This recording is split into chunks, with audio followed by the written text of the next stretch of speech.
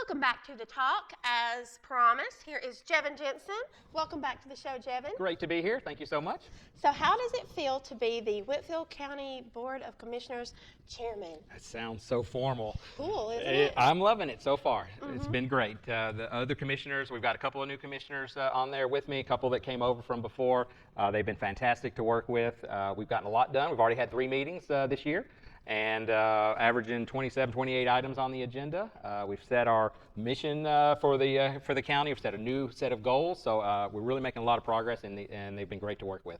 That's really awesome. And you have, well, by the time this airs, it will have already happened, but right now, there is another election coming up for District 3. Right. We're down 1 commissioner, so it's District 3 commissioner, so there's 5 candidates running for that. So only that district can vote for the replacement commissioner for that. But we have a countywide vote for what's called the Redevelopment Act, and that's on the ballot. So everybody, whether you live in the city or the unincorporated county, whether you live in District 3 or any of the other districts, all of you can vote for that, either early vote, which today's the last day on Friday, or on Tuesday, March 16th.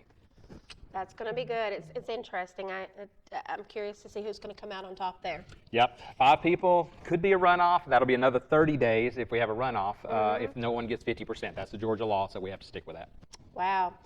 So I had someone, a constituent, ask me to ask you a question this morning. Okay. Pardon me, and that question is, I'm going to read it, I'm going to cheat. It's about micro hydroelectric dams, and the person in engineering asked if there could be a study about the feasibility of using, say, Prater's, Hague Mill, Maddox Mill, and Keith Mill as micro hydroelectrical contributors to the grid. Ah.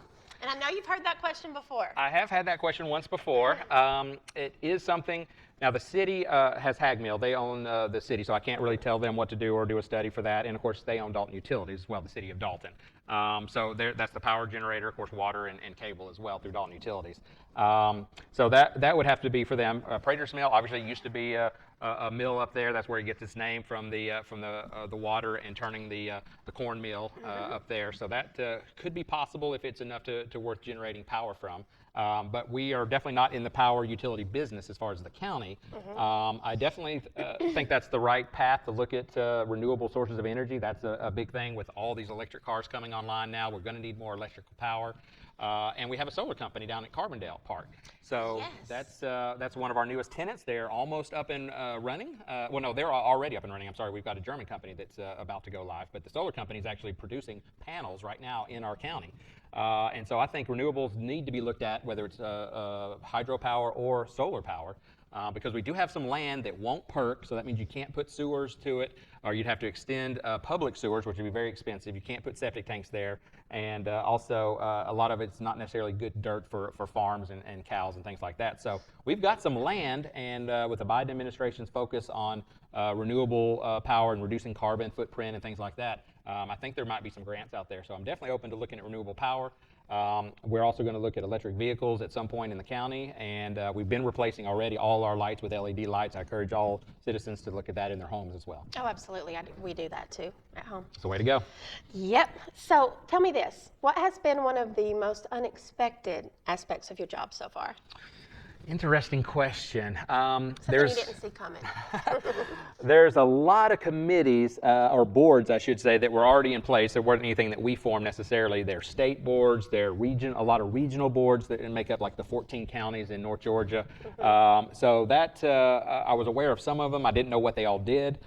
Because they weren't really focused on Whitfield County. They were focused on state or regional type issues. So that's been a learning experience, going to all those different regional commissions and those boards that you're automatically a part of as soon as you're elected. So you are keeping quite busy, right? A little bit busy, yeah. Yeah. But I wouldn't have any other way. Keeps me out of trouble. And I saw you and your lovely daughter at the gym last night, so you're still taking time for self-care. Trying which to. is important. We like to walk the loop. The weather's super nice now, so we walk the loop. And then she's on the swim team and wanted to practice in the off season to try and get better for her junior year, which will be starting next year. And but she's already pretty good, I hear. Yeah, she's the third most points contributor on her team, so we're proud of her. That's and awesome. Now she wants to set the school record, so we're out there practicing with her during the off season. So do you think it's important, don't you think, to encourage our young people, whether it's our children or whatever, to hit those goals and to have goals and all of that. Right. I mean, all kids need to have a vision and a goal out there, you know, and we let her do all the sports, and I'd kind of given up. I said, I guess she's just not going to do athletics at all. And then we used to have a pool for when she was growing up, and she said, I think I'll try it for the swim team. I said, okay. I figured it might end up like all the other sports. We let her try. If she doesn't want to do it, I don't want to push her. But, That's my daughter. She was like that too. But and she once told me, she said, I didn't like that because it hurt the other person's feelings when I beat them. Oh, So, she's good. She's sweethearted. I think so. But she took up swimming, and now she loves it, and she wants to train in the off season. So I couldn't be prouder or more happy. Well, tell me, flipping back to being the chairman, what, I guess, challenges do you see for Whitfield County? One of the things that we launched, we asked for public comment, and I've gotten some great feedback. The whole board has on a litter campaign. We call it the Trash Task Force or Trash Talk. And so we're really trying to focus on that. We want new businesses to come. We want new people that actually already work in Whitfield County but choose to live somewhere else in Ringgold or Calhoun. Yeah. But they don't want to live with us, and we are wondering why. But I think we've got to have a full campaign, and I'm not just talking about having a bunch of volunteers go out and clean up the parks or the roads, the creeks and things like that. That's great, but what we found is in 3 or 4 days, it's right back to being trashed again. So people are still littering this day and age. I'm afraid so. I don't see it as much. Now, sometimes I think, and it's, like I said, I think it's an education that we have to do. Everybody has a pickup. I have a pickup truck, and they throw their McDonald's bag in there. They're not meaning to litter. They're just, I'm going to put it in the back of the truck, and I'm going to clean out my truck tomorrow. But then a wind comes through, and then they litter. Out. Yeah. I've never thought about that. I think that's pretty common. We have so many pickup trucks and people that don't mean to do anything wrong, but just one gust of wind, and that's out. It's on the side of the road. So, are there any statistics? I guess probably not, but is there any way to measure, like, how am I going to say this? Do people actually get arrested for littering? Do the cops still go out and see somebody throw something out the window? Well, there are fines, and I definitely want to work with our sheriff to see if we can do some warning notes. So I'm not interested in raising money or doing tickets or anything like that, but we want to add more signage. We do want to have those cleanup days, but we want to keep it clean. Yeah. And we're going to work with industry also, because one truck going down the road from one of our carpet mills, for example, that just is either inadvertently or maybe just forgot to cover it up, that can be take the place of 1,000 people that litter. Because all that coming up. So we have the Solid Waste Authority that's owned by the city and the county together. So they're going to start monitoring the trucks that come in that aren't covered. That's the law. You have to cover your truck when you're going from the plant to the solid waste landfill.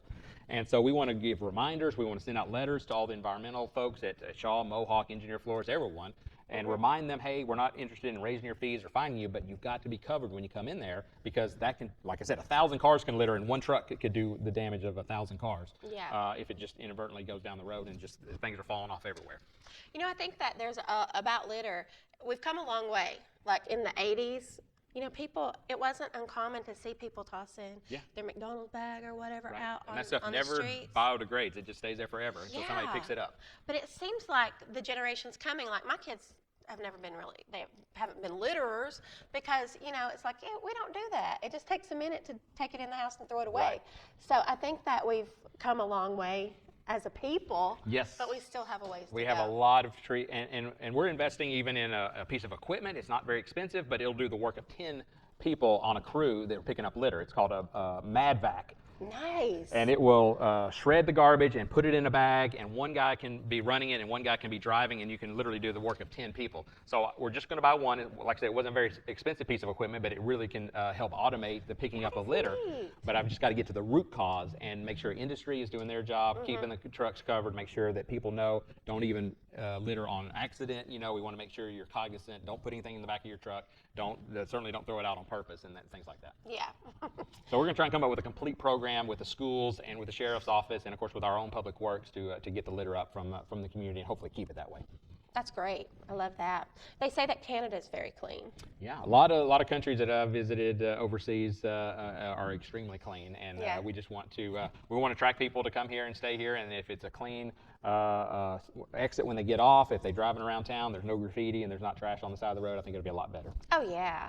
So what else you got? What else is going on? Well, we set goals, and we ask every department to set a goal and actually bring a metric that they can measure their department on how they're doing versus the goal, how they're doing compared to last year. So be very numbers-based, very factual-based. I mean, it's easy with finance to see how you're doing on revenue and expenses, but then when you're talking about public works, like how do you measure public works? Well, we can measure how many miles did they pave.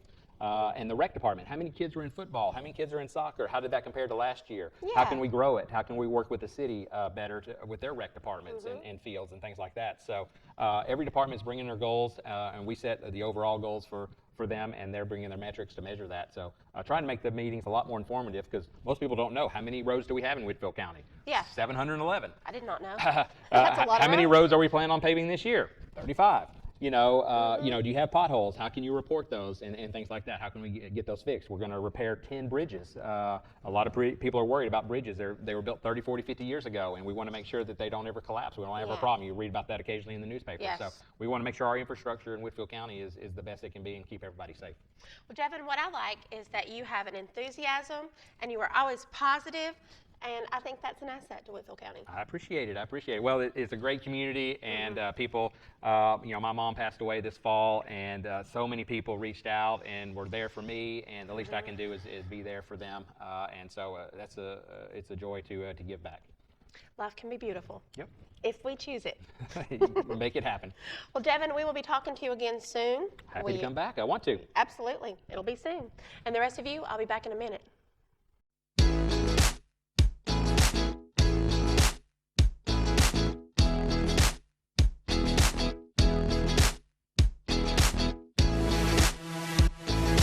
Shout out to today's guests, Joe Lehman and Jevin Jensen, and to each of you for spending some of your day with us.